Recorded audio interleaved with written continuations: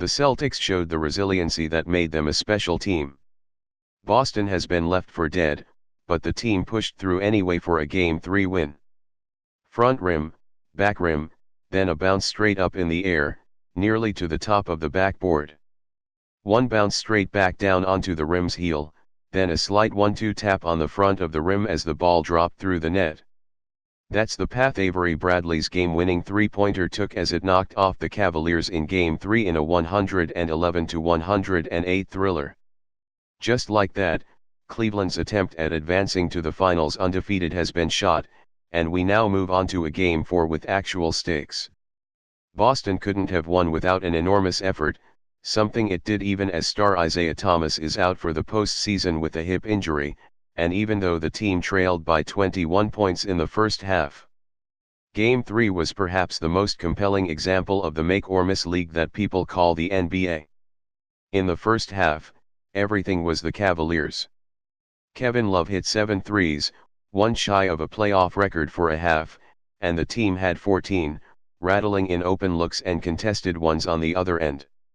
At one point on consecutive possessions, Iman Shumpert made contested pull-up jumpers. There was plenty of time on the clock, but Shumpert must have just decided it was scoring time for him. In the second, everything flipped. Celtics head coach Brad Stevens had a feeling that might happen at halftime. He told TNT sideline reporter Kristen Ledlow that he felt good about the team's performance and was trusting that the law of averages would work on their side.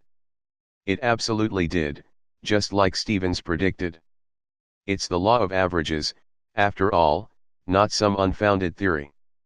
In the second half, Boston's shooters heated up, most notably Marcus Smart. The career 29% three-point shooter managed to nail 7 of them on Sunday, needing only 10 attempts to do so.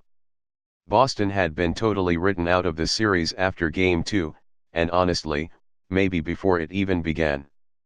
One win doesn't flip that narrative, but commend the Celtics for doing this without Thomas and with adversity staring at them.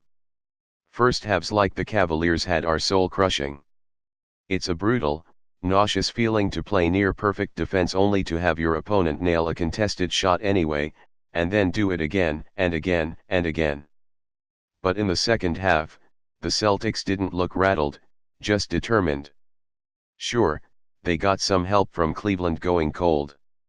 That was a bizarre half for LeBron James, too. It's like they say, though. It's a make-or-miss league.